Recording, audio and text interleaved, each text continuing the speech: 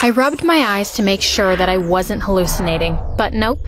There he was, my apparently sick boyfriend, dancing intimately with a girl who wasn't me. They were too close to be just friends. I could hear my friends gasping behind me, just as shocked as me. I wanted to go there and pull them apart and maybe hit both of them, but I wasn't a violent person, and I know I couldn't hurt them physically. I looked down at my phone and saw the text I was just about to send my long-term boyfriend. "Hey babe, hope you're feeling better now," the text said. I pressed send anyway, just to give him a chance to come clean, I guess. I looked towards him and saw him take out his cell phone, type something, and seconds later my phone beeped. "Yeah, just resting in bed. I'm sure my fever will be down by tomorrow." Just as I was about to get out of there, my boyfriend leaned down and kissed the girl, which gave me a better angle to see her face. "Oh no," my best friend said behind me, and I know she recognized the girl too. The girl my boyfriend was cheating on me with has been continuously harassing me for the past week or so. This girl was pure evil,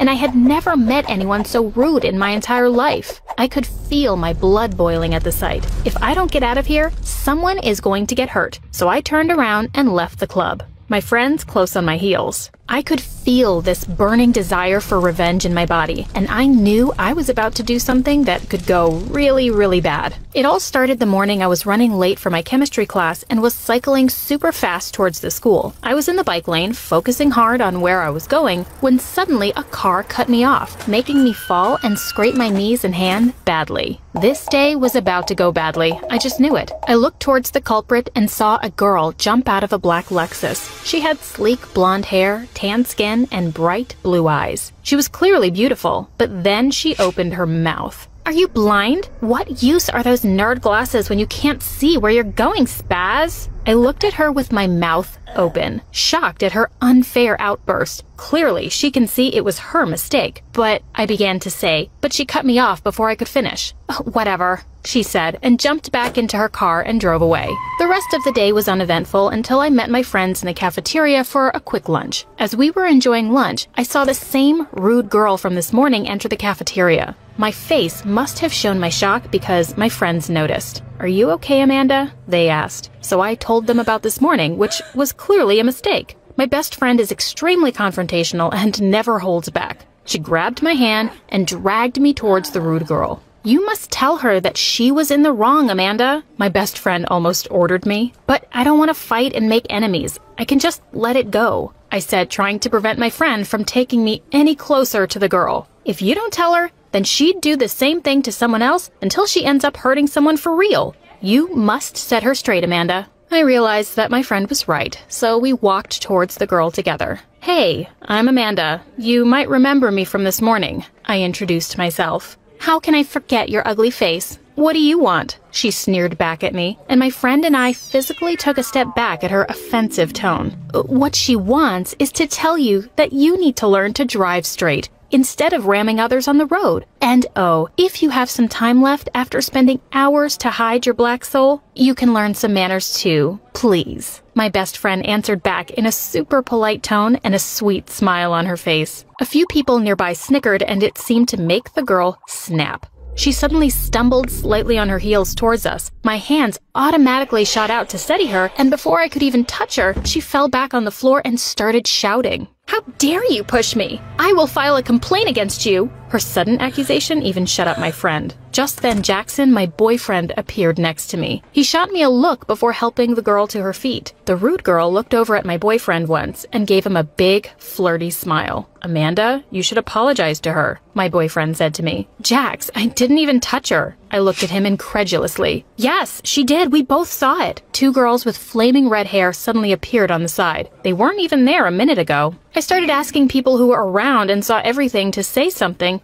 but they just ignored me and walked away. She was mean to everyone. Everyone avoided her. My best friend then started arguing with them, and before we knew it, everyone was speaking at once. "Look at what you've done, Amanda. Would it hurt you to apologize? Just say sorry?" Jackson snapped at me and pushed me towards the girl. "Fine, I'm sorry," I said to her. I grabbed my best friend and headed back to our seat, mad at both the girl and my boyfriend. He had known me since high school. He knows I would never try to physically hurt someone. The rest of the day was thankfully quiet. although I was still angry at Jax for siding with that girl. Weeks passed after that event. The weekend came, and many of the students were heading to a party. Jackson asked me to come, but I had a lot to study, so I declined. On Monday, I was in the library when the rude girl and her cohort of friends entered. I decided to ignore them, but it became difficult to do when they sat right next to me. "Oh look, the ugly nerd is here," one of them whispered, and the others giggled. Annoyed, I looked towards them, and that rude girl gave me a smirk. She had that look as if she knows something that I don't. I shrugged her off and continued to study. After an hour passed, they left. I was so busy taking notes and reading, I didn't even notice them. A while later, I heard commotion at the librarian's desk. The rude girl and her two friends were there, looking all distraught and staring at me. The librarian approached me, the girls right behind her. "What is it?" I asked, curious. "One of the girls left their cell phone here, and now they can't find it. Have you seen it?" she asked me. "No, I didn't." "She's lying. Who else would it be? She's the only one at this table." "You should check her bag," the rude girl interjected. This girl was seriously giving me a headache. We are in high school. Why must she act like a middle school bully? Just to get rid of her, I handed my bag to the librarian. "Go ahead, check it," I told the librarian. Imagine my surprise when the librarian produced the cell phone from my bag. "I knew it. She's a thief," the rude girl snarked. I sighed and looked at the librarian. If I was really a thief, I wouldn't be so stupid to keep that in my bag, and then I certainly wouldn't hand it over to you, would I? The rude girl laughed sarcastically. "Now that you're caught, you'd say just about anything to get out of this situation. You know this will have serious consequences," the girl said, again with that knowing look. Well, there's one thing she doesn't know. The library has cameras and they work. I have spent many hours studying at this very spot. Why don't we check the tape and find out? I said to the rude girl. It was such a joy to see the look on her face as her smile disappeared. The librarian, who has known me for a long time, smiled too and headed back towards her desk, speaking to someone on the phone. The rude girl was staring daggers at me, and then she smiled like a devil. "You might have won now, but you'll still lose." I had no time for her pettiness, so I refused to acknowledge her further.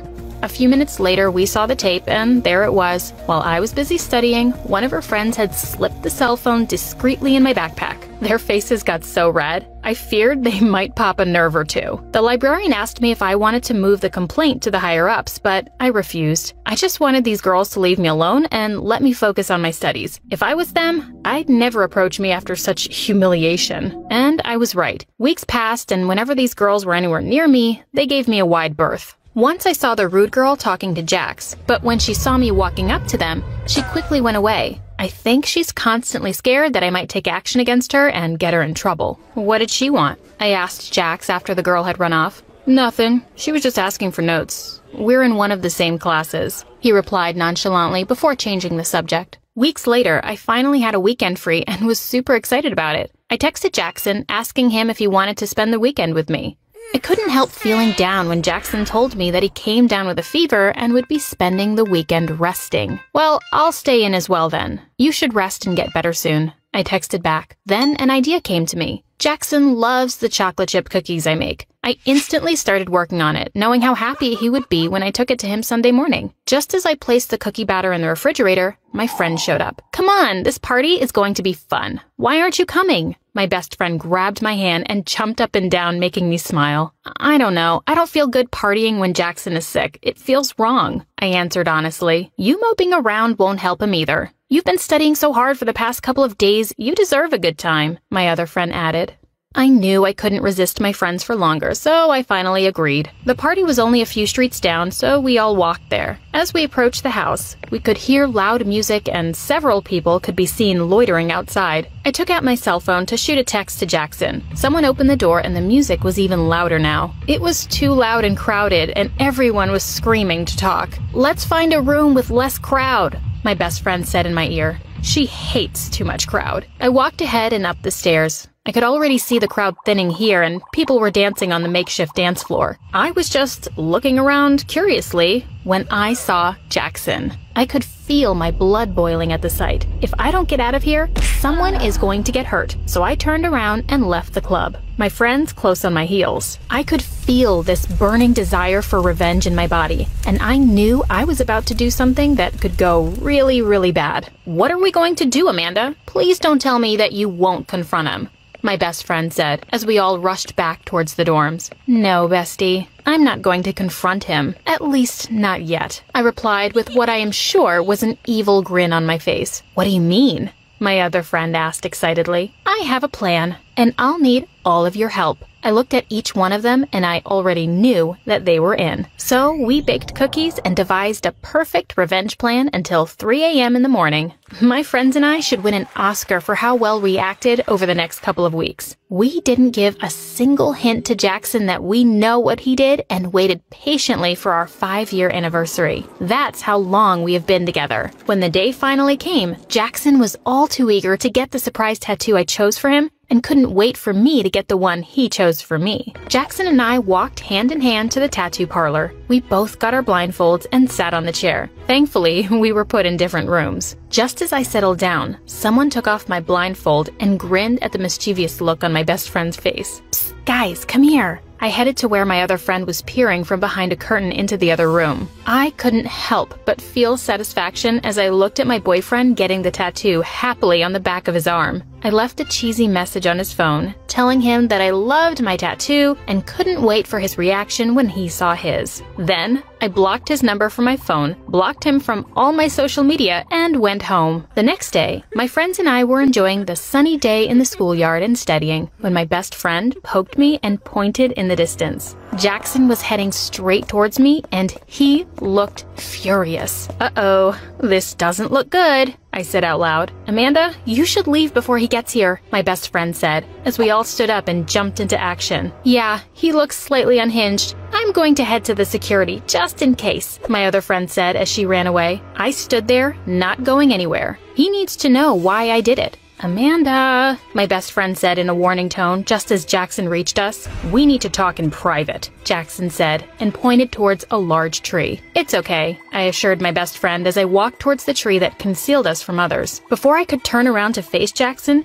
he grabbed my shoulders and slammed my back against the tree. I felt the air whooshing out of my lungs with the force. "What do you think you're doing?" I said breathlessly and tried to get away, but Jackson grabbed my arm so tightly it started hurting. "You are not going anywhere, Amanda, and you are going to pay for what you did." By this point, fear was beginning to creep in. I opened my mouth to scream, but Jackson muffled my voice. Just then, security appeared and grabbed Jackson by his collar, pulling him away from me. My friends hugged me as they assured me the cops had been called, and I can press assault charges. A few minutes later, the cops arrived. As they were handcuffing him and reading him his rights, I glanced towards Jackson one last time. He was wearing his silly muscle white shirt, and right there on the back of his arm was an ugly picture of a stinking poop, and just below it, as clear as day, were the words, "I stink more than this poop." I couldn't help myself and burst out laughing. The tattoo artist sure knows how to draw a good poop.